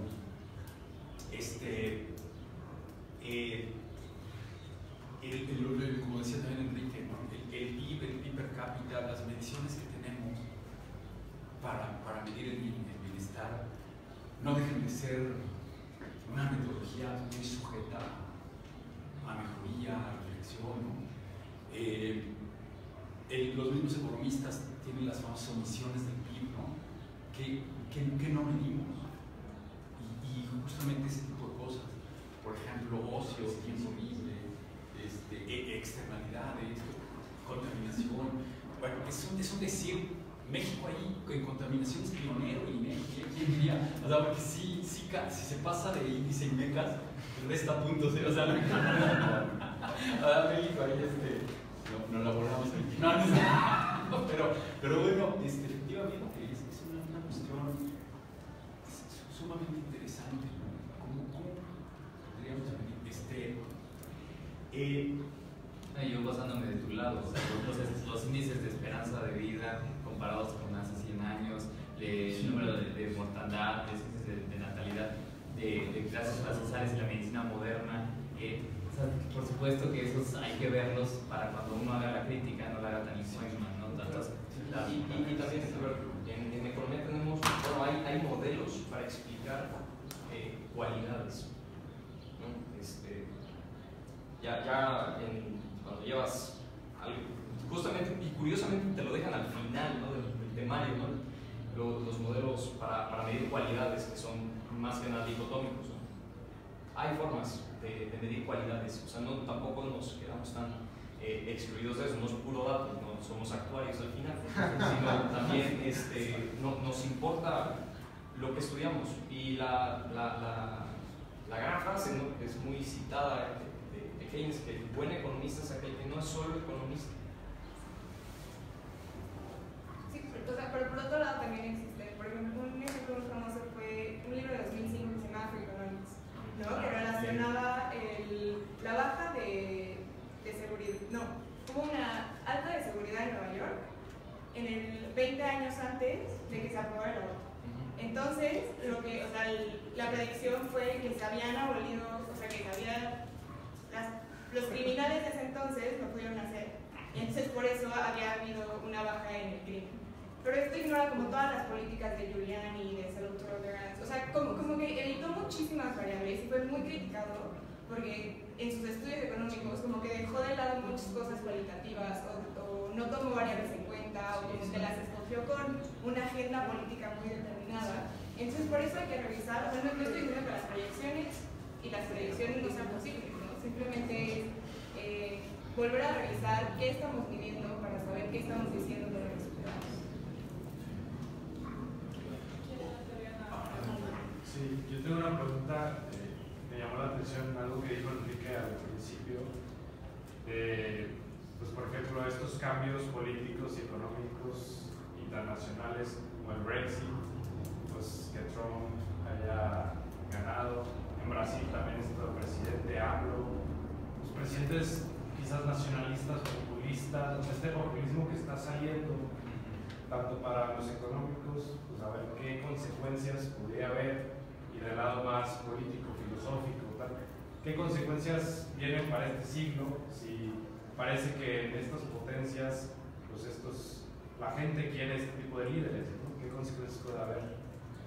Le llaman, bueno, el entorno VUCA, que ahorita se está utilizando mucho, volatilidad, incertidumbre, complejidad y ambigüedad, porque es un entorno que tiene estas complejidades, que muchas son variables y VUCAs constantes, y entonces lo primero que hay que hacer es diálogo transdisciplinario, porque una sola ciencia no te va a resolver, como dice Victoria, tantos factores que están interactuando, económicos, políticos, culturales, religiosos, climatológicos. Entonces, eso se traduce por mucho por ejemplo, en que un discurso populista le llegue a la gente, porque la gente, como ve que nadie le da una respuesta técnica, o la respuesta que te daba técnica, que confiabas en él, no funcionó. Entonces, ¿qué haces? Olvídate de la ciencia, mejor escuches el discurso bonito. Ahorita que muchos de nosotros estamos de acuerdo con lo que por supuesto dicen ustedes, pero nos llamamos a este tipo de foros para que nos den cuenta de estas cosas, porque al final, si los índices de esa desigualdad o de pobreza son tan agresivos como los que hay en México, ¿qué es lo que pasa? Que la propia economía se come a sí misma, porque aquí en México otra vez el que va a votar en contra de una política económica que ya no le queremos, ¿no? Entonces yo creo que ahí está interesado. ¿Qué hacemos con los economistas? Obligarlos, por un lado, invitarlos, exhortarlos a que nos den cuenta de manera persuasiva, de manera general, al gran público, a la gran masa, de lo que están diciendo, ¿no? Yo al menos veo eso. Entonces, diálogo transdisciplinario, pero persuasivo. Porque si no, el votante va a decir, las cosas que dicen ahí los universitarios, toma mi voto en contra, ¿no? Entonces, yo podría decir eso solo. Yo creo que importa mucho los medios, en qué medida somos una sociedad de medios. Y noticia es lo llamativo, lo problemático, ¿no? Si yo te digo, ¿cuántos vuelos de avión hubo el día de hoy en el mundo, no sé cuántos serán, y pues normal, ¿no? Pero si se cae uno, todo el mundo lo sabe, y es noticia en todos lados, y de cierta forma no es justificada.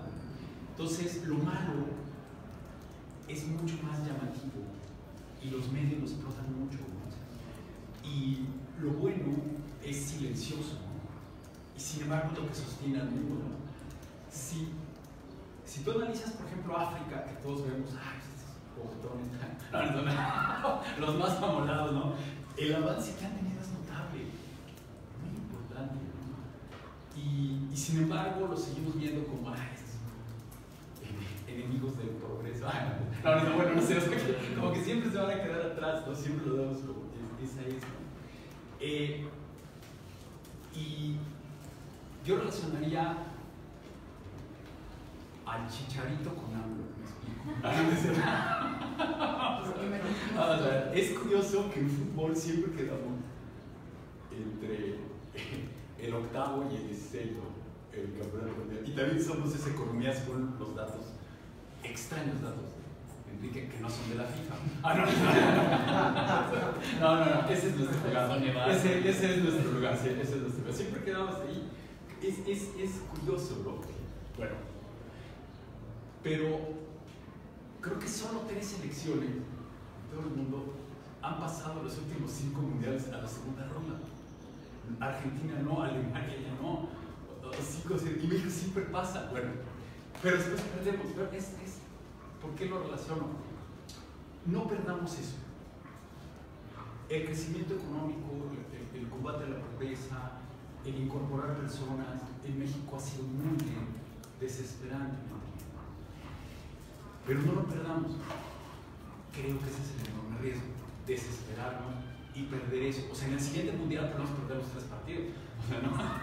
Esa es mi relación Chicharito, ¿no? O sea, es decir, no perdamos lo que sí tenemos, ¿no? Entonces, muchos extranjeros nos dicen, su estabilidad está bien, su estabilidad macroeconómica, necesitan ver cómo le hacen para crecer más. Pero eso creo que va mucho más por capacitar personas, por el lado educativo, Estado de Derecho. A mí me llama mucho la atención. Hubo una reunión mundial de grandes economistas y secretarios de Hacienda del mundo y premios Nobel de Economía, y les hicieron la pregunta: ¿qué considera usted que es lo más importante en la economía? Y dijeron Estado de Derecho. Si las leyes no se cumplen, la economía se ve muy obstaculizada. Creo que en México sería un excelente ejemplo. Hay que mejorar mucho eso, ¿no? Y no perder lo que sí hemos logrado, ¿no? No perder lo que sí hemos logrado. Y creo que ese es el riesgo. Por ejemplo, mi opinión es que Venezuela lo perdió. Perdió lo que sí había logrado. Argentina hubo un momento en el siglo XX que tenía el nivel de vida de Holanda.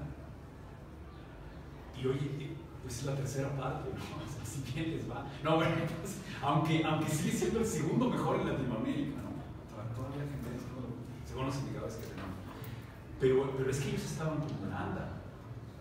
Entonces, bueno, no pierdas lo que sí tienes, ¿no? Y creo que ese es el enorme riesgo, no desesperarnos y ver cuáles son las vías, ¿no? Y importa mucho, yo, perdón que cuente una anécdota personal. Yo estudié economía aquí en la UP, ¿no? Y viendo justamente lo que plantean los del otro lado, pues me llevó a estudiar filosofía, porque dices, es que, y yo diría, mientras más conocimientos filosóficos, de antropología filosófica, de historia de la filosofía, tengan los economistas, los políticos. Hay por ahí una persona que una vez me dijo, después de la prepa se debe estudiar filosofía y luego ya las otras carreras. Pues yo creo que sería muy bien. Sinceramente, ¿no? O tener un complemento filosófico muy fuerte, ¿no? Que a lo mejor en la UP lo promueve mucho, ¿no? Pero esa sería, no pierdas lo que sí has logrado, ¿no? Que no es despreciable, y no te desesperes,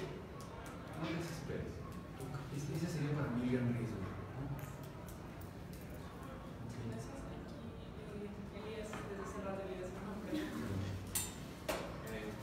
par de preguntas.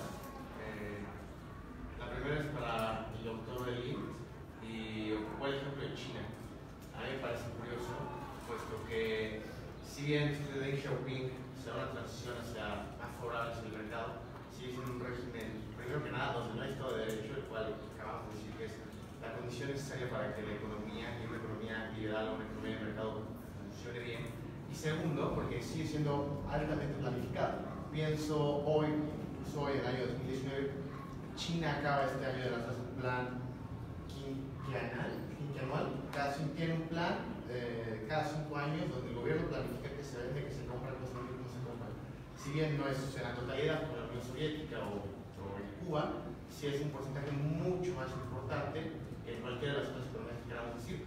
A mí me parece curioso, paradójico, porque es una economía tan intervenida y donde no existe el Estado de Derecho como república, que si lo tomamos como un ejemplo del crecimiento y del desarrollo económico, nos sirve como un contraejemplo a los principios liberales que se pretenden defender y que cree usted defiende, ¿no? Entonces, sí, no. Bueno, es una pregunta muy compleja, ¿no? Porque a lo mejor sí hay Estado de Derecho. La ley se cumple, aquellos dicen, ¿no? Lo que no es democracia. Pero o entendiendo que por Estado de Derecho, ¿no? Ahora, habría que ahí meternos a definir porque a lo mejor sí hay Estado de Derecho, en el sentido de que las leyes se estén. Bueno, habría que verlo. ¿Qué derecho va? Habría que verlo. Lo que sí creo es que va a tener que haber unos ajustes democráticos muy importantes. Ahora, yo creo que la planeación es sumamente interesante aquí porque no es que no haya políticas económicas en los estados liberales, ¿no? Hay una política económica que es pues esa acción o no acción del gobierno. Aquí hay una política económica que va hacia favorecer el libre mercado y hacia apoyar el libre mercado, ¿no? A lo mejor ahí está el punto en que ya no es la planeación que antes había como Estado socialista, ¿no? Sino una planeación que complementa el mercado, que dirige, que acompaña, y habría que verlo también en el sentido, pudiera ser que castigue a la población un tiempo. O sea, es en parte lo que pasó con Japón. O sea, decíamos por acá, Daniel, que el ahorro es muy importante. Bueno, Japón no creció tanto, si tú lo ves ya en perspectiva, de ser una economía que quedó bastante mal después de la Segunda Guerra Mundial a convertirse en el segundo lugar, superando a Alemania, Francia, Inglaterra, por ahí en los 70s, 80s, es porque a lo mejor se castigó un poco a la población, si ya lo ves en conjunto. Y yo creo que China está haciendo un poco eso. Castigo el nivel de vida para ahorrar recursos. Claro, eso va a tener un límite. O sea, como en Japón lo tuvo. O sea, ya crecí, y ahora es una economía más o menos estancada, porque ya con un nivel muy alto, pero estancado. No dudo que pase con otro agravante, más agravantes. Es el país más poblado y va a tener que haber un ajuste de apertura, de democracia y de cambios en el Estado de Derecho. Ese ajuste, ¿qué va a pasar? Es una de las grandes incógnitas, y yo creo que faltan unos 30, 40 años. Y nos la vamos a jugar ahí el mundo entero, en qué pase, por el tamaño de ellos, ¿no? Y es la de su desaceleración, su crecimiento. Eso es algo que sí está teniendo la atención de todos. Sí, nada más una precisión en mi pregunta. Por Estado de Derecho, me gustaría pensar rule of law. Los anglosajones distinguen entre rule of law y rule by the law, siendo rule by the law aquel lugar en el que las reglas mandan siendo reglas justas o injustas, pero que no hay diferencia. Entonces, rule by the law podría ser fácilmente la Unión de Repúblicas Socialistas Soviéticas. No existe el Estado de Derecho, sino el Estado de las leyes. El Estado de Derecho es aquel lugar en el que las leyes, aparte que se cumplen, son leyes justas, que respetan los derechos humanos y que respetan la dignidad del hombre. Y me parece que eso está en China, que no podemos hablar de Estado de Derecho, sino de Estado de las leyes, lo cual es correcto. Creo muy sí. Y tendrá que, pienso que se tendrá que evolucionar hacia allá, y es complejísimo lo que pueda pasar.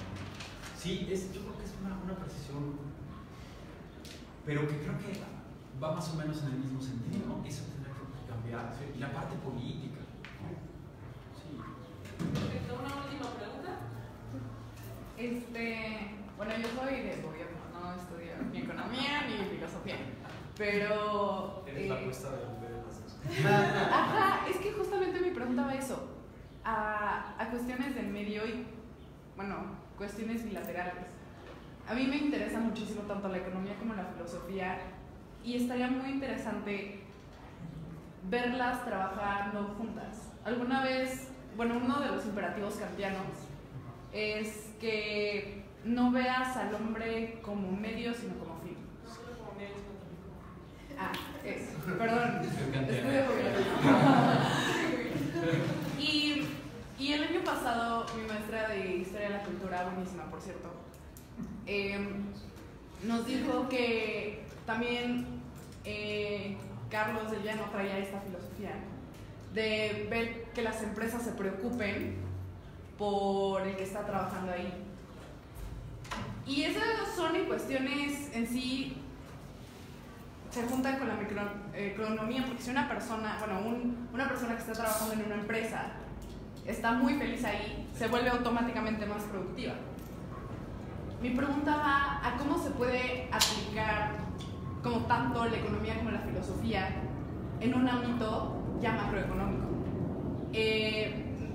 Mencionaba el maestro Siqueiros, perdón, al principio acerca de la oikonomía. Y ahorita la googleé porque no tenía ni idea qué era.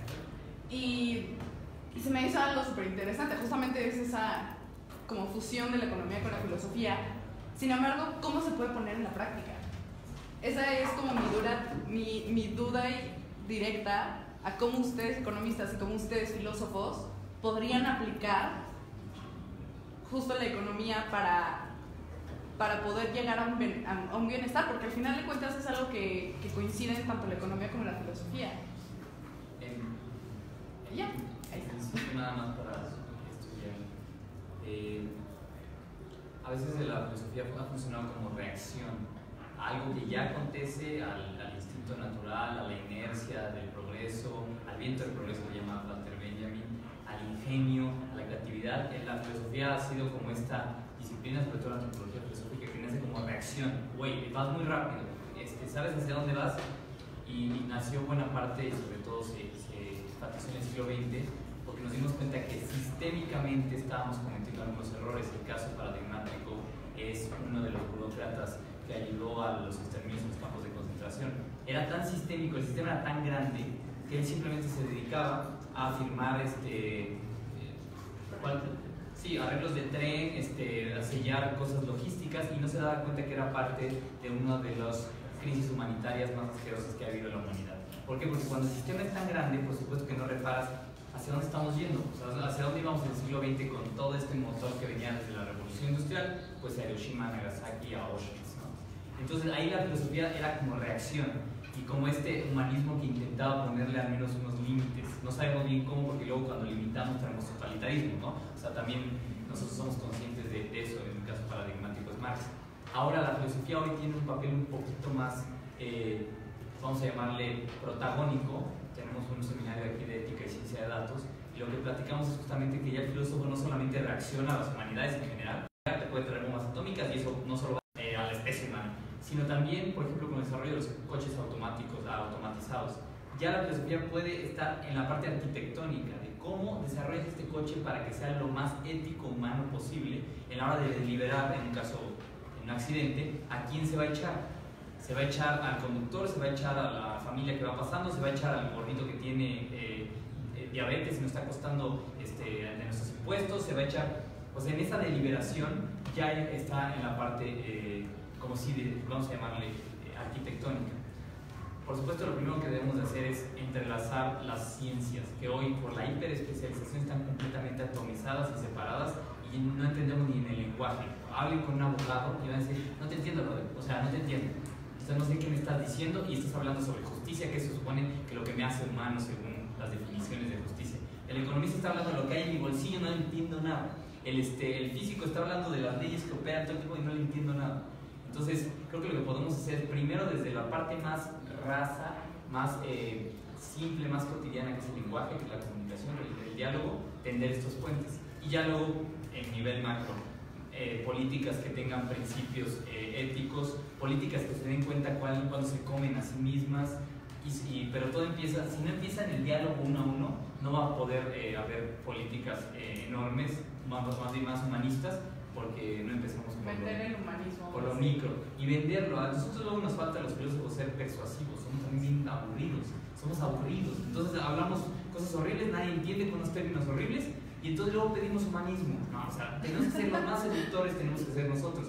El hecho de que presenten los especialistas, se vengan a sentar con nosotros, a regalarnos su tiempo, igual los asistentes, eso es valiosísimo y carísimo.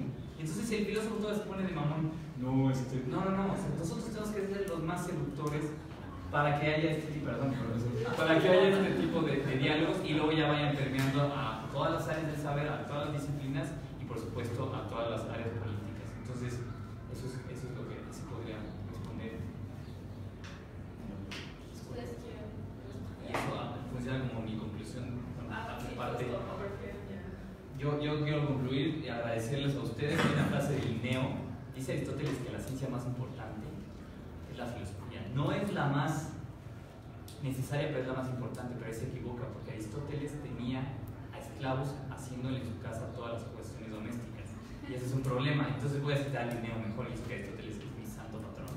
Yo voy a citar a Linneo que dice: ninguna ciencia en el mundo es más elevada, más necesaria y más útil que la economía, pues todo el bienestar material de las personas está basado en ella. Entonces, muchas gracias primero a los economistas. Yo con esta pequeña piropo a los economistas desde Linneo les agradecemos.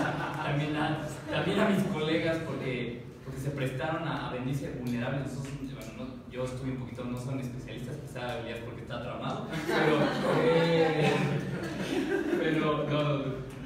pero les agradezco mucho y también yo en eso. Entonces, quieran ustedes también decir algo Pues, para cerrar. yo creo que también muchos economistas suelen ser muy soberbios, se dejan llevar por un canto de sirenas, de modelos, de ecuaciones, y el que no entiende eso es un tonto, y veo menos a gente que no tenga esa preparación, y falta también una humildad, un diálogo, y fundamentalmente ubicar el lugar que tiene la economía, que, como yo les decía, desde mi perspectiva, permite el desarrollo de valores más altos. Hay teóricos del desarrollo económico que dicen eso. Dicen el problema más fuerte con la pobreza, con la miseria, es que ahoga a la persona. Y toda la creatividad que podía poner se ve, ya no se manifiesta más que en cómo subsiste. Y ese es quizá un costo muy alto, ¿no? De que esa persona ya no tiene margen de mejora, más que en un nivel muy bajo, y perdemos soporte, su creatividad, la propia realización de ella, ¿no? Porque ese es un costo muy grande y muy difícil de medir, ¿no? Y cultivar mucho la filosofía, ya es una cosa importantísima, ¿no? Porque nos permite recordar las cosas más fundamentales probablemente del ser humano. Muchísimas gracias a todos. Aquí afuera nos espera un pequeño coffee break para tomar algo. Todos los que tengan dudas o quieran acercarse con los filósofos y con los economistas, pues. Muchas Muchas gracias. Gracias.